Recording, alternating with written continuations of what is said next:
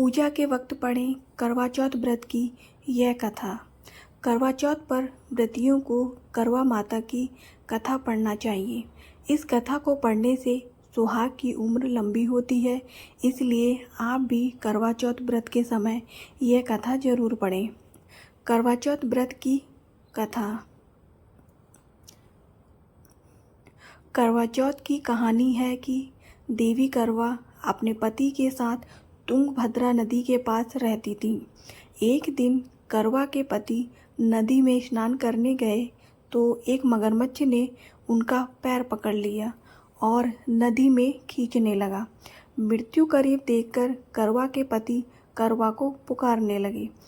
करवा दौड़कर नदी के पास पहुंची और पति को मृत्यु के मुंह में ले जाते मगरमच्छ को देखा। करवा ने तुरंत एक कच्चा धागा लेकर मगरमच्छ को एक पेड़ से बांध दिया। करवा के सतीत्व के कारण मगरमच्छ कच्चे धागे में ऐसा बंधा कि टस से मस नहीं हो पा रहा था। करवा के पति और मगरमच्छ दोनों के प्राण संकट में फंसे थे।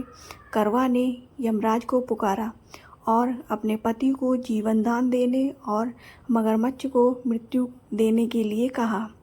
यमराज ने कहा, मैं ऐसा नहीं कर सकता क्योंकि अभी मगरमच्छ की आयु शेष है और तुम्हारे पति की आयु पूरी हो चुकी है। क्रोधित होकर करवा ने यमराज से कहा, अगर आपने ऐसा नहीं किया तो मैं आपको श्राप दे दूंगी। सती के श्राप से भयभीत होकर यमराज ने तुरंत मगरमच्छ को यमलोक भेज दिया और करवा के पति को जीवन दान दिया।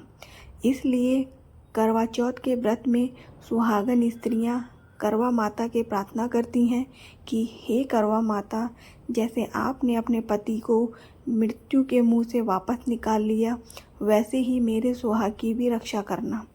करवा माता की तरह सावित्री ने भी कच्चे धागे से अपने पति को वट वृक्ष के नीचे लपेट कर रखा था।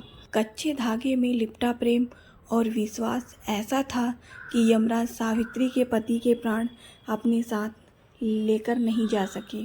सावित्री के पति के प्राण को यमराज को लौटाना पड़ा और सावित्री को वरदान देना पड़ा कि उनका सुहाग बना रहेगा और लंबे समय तक दोनों साथ रहेंगे।